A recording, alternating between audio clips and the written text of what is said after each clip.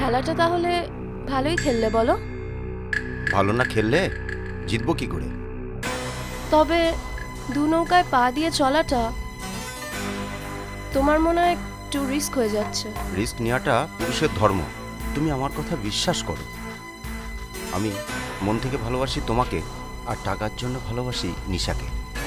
আর কাজ মিটে গেলে কি করবে? বেশ কিছু টাকা নিশার থেকে হাতেই নিয়ে নিশাকে খালাস করে দেবো। ও দিয়া, আর টাইম লস করো না গো, কাছে এসো।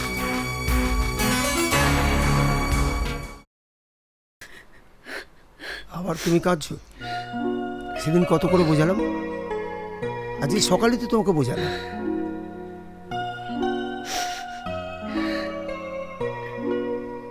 তুমি বুঝবে না একটা মেয়ের স্বামী থেকেও কাছে না থাকার যন্ত্রণা, সেটা তুমি বুঝবে না।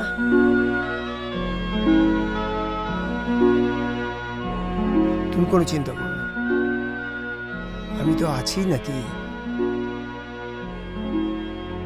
আর যেন তোমাকে কাঁদতে না দেখি, মনে থাকবে? হ্যাঁ।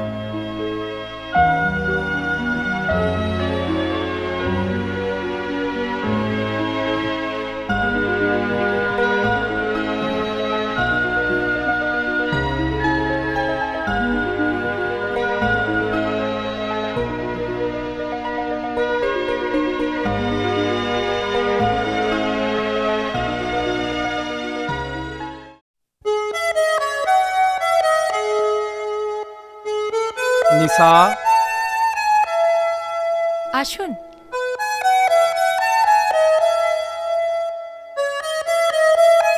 বসুন। বসতে আমি আসিনি নিশা, জাস্ট কটা কথা তোমাকে বলতে এলাম। জানো, কলেজ লাইফে একটা মেয়ে ঠিক তোমার মতোই দেখতে ছিল। আচ্ছা, আপনি কি মেয়েটাকে ভালোবাসতেন? না না না না, তবে ভালো লাগতো। কবে সেই ভালো লাগা ভালোবাসায় পরিণত হলো, আর যেদিন সেই কথাটা তাকে বলবো ভাবলাম, হঠাৎ সেদিনই হয়ে গেল একটা অ্যাক্সিডেন্ট। মেয়েটা ও সো স্যাড। জানো নিশা, আজ সেই সুযোগ আবার আমার কাছে এসেছে। মানে? নিশা, আই এম ইন লাভ। আমি তোমাকে ভালোবাসি নিশা। না, এটা সম্ভব নয়। আমি অন্য কাউকে ভালোবাসি। না না নিশা, না, আজ আমি কোনো রিফিউজ শুনবো না, কারণ ইউ অনলি মি। তুমি তুমি শুধু আমার নিশা, তুমি শুধু আমার।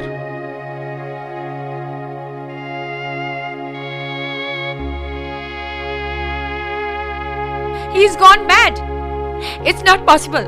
আমি রাহুলকে কিছুতেই ধোকা দিতে পারবো না। কালকে আমি সুব্রত বাবুর কাছে যাব আর ওনাকে সবকিছু ব্যাপারটা জানাবো, আর আমি এখানে আর থাকবো না। আমি তো তোমার কথা শুনে আশ্চর্য হয়ে যাচ্ছি। এটা আমার পক্ষে সম্ভব না, কারণ আমি অন্য কাউকে। Relax relax. আপনি কিছু চিন্তা করবেন না, আমি সুব্রত বাবুকে বোঝাবো যাতে খুব শিগগিরই আপনাকে ওনার কাছে নিয়ে যায়। তবে আমি আসি আজ।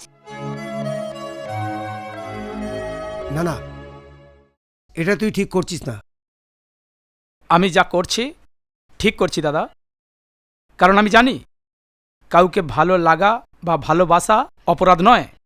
কথাটা ঠিক আপনার, তবুও যখন আমি অন্য কাউকে। স্টপ! খুন করে ফেলবো নিশা, তোমার সেই অন্য কাউকে আমি খুন করে ফেলবো। বিকজ ইউ অনলি মি, তুমি শুধু আমার। না, হাউ ইজ পসিবল? আমি অন্য কাউকে ভালোবাসি। স্যার, একটু ওকে বোঝান না। না না ভাই, তুই কিন্তু এটা ভুল করছিস। শোন, জোর করে কোনো কিছু পাওয়া যায় না।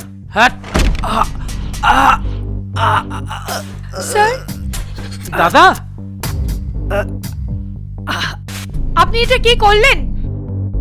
দাদা, স্যার, স্যার উঠুন না দাদা। স্যার। দাদা, হ্যাঁ দাদা, হ্যাঁ দাদা।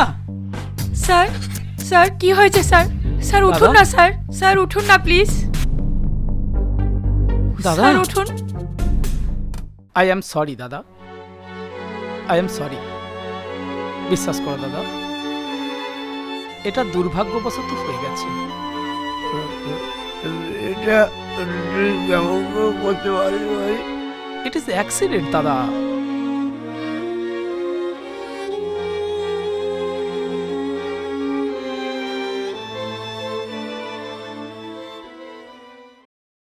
How it is possible? Suranjan তো অন্ধ, কি করে ও একটা রুম থেকে একা বেরিয়ে যেতে পারে?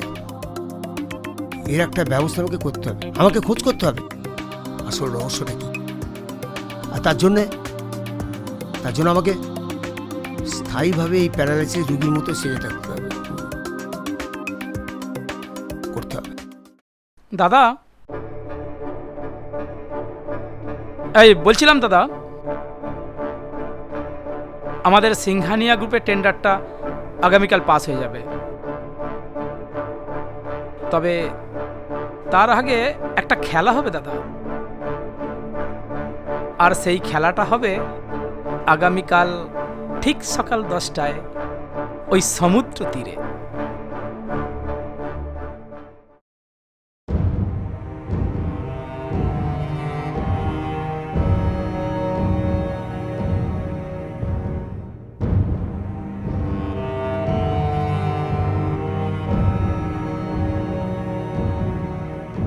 কে আপনি? কে আপনারা? সুব্রত বাবুর ফাইলটা কোথায়? ফাইল? ফাইল তো আমার কাছে নেই। বিশ্বাস করুন, ফাইলটা কোথায় আছে আমি জানি না। আহ!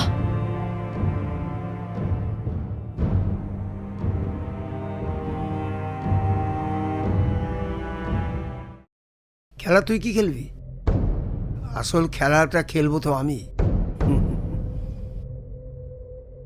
তোর খেলা আমি দেখে নিচ্ছি মোহনার তীরে। চল। আমাদেরকে এখানে ডাকার কি কারণ? আপনাদের এই ব্যাপারে আমার কি ভূমিকা আছে? আমি তো কিছুই বুঝতে পারছি না। খেলা হবে, খেলা, খুনো খুনি খেলা।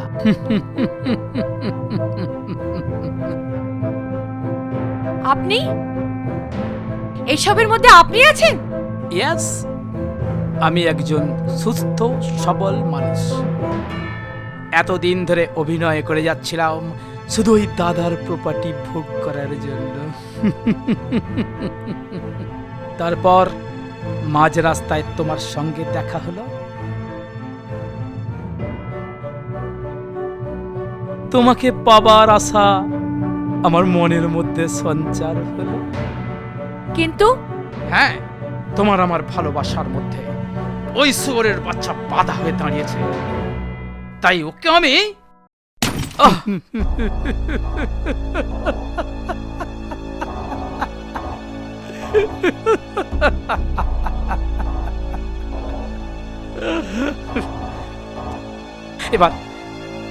এবার তোমাকে আমার সঙ্গে যেতে হবে। এসো। তোর মতন শয়তানের সাথে না আমি কোথাও যাব না, বুঝলি? আমাকে টাচ করবে না একদম। যাবে না? তোর ইচ্ছাতে কিছু হবে না। শয়তান, তোকে আমি ছাড়বো না, কিছুতেই ছাড়বো না তোকে। তার আগেই তোকে আমি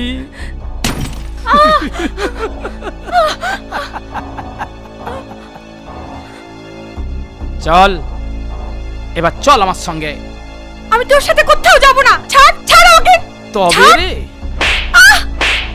একটা কথা মনে রেখো সুরঞ্জন, আমি মরে গেলেও না তোমার কোনোদিন হব না, আমি তোমার হতে পারবো না।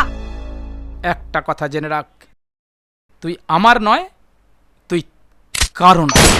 আহ আহ আহ আহ দাদা, দাদা,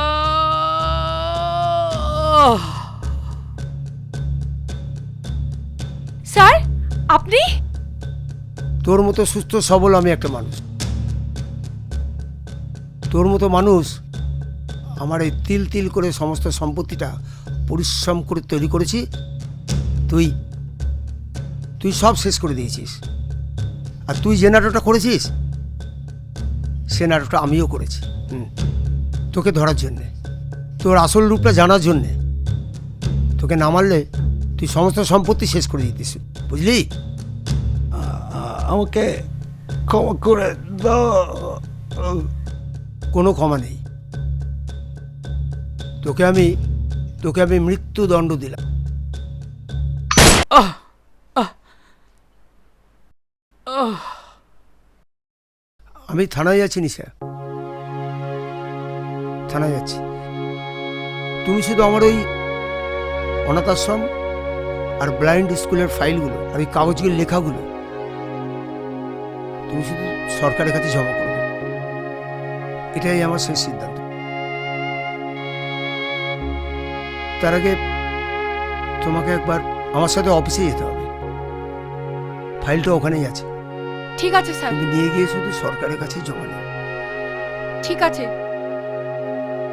সরকারের কাছে জমা করে দেবে অনাথ আশ্রমে এবং ব্লাইন্ড স্কুলের সমস্ত ফাইলপত্রগুলো সমস্ত জমা করে দেবে। হ্যাঁ স্যার, চলো একবার অফিসে যাই। চলুন। চলো।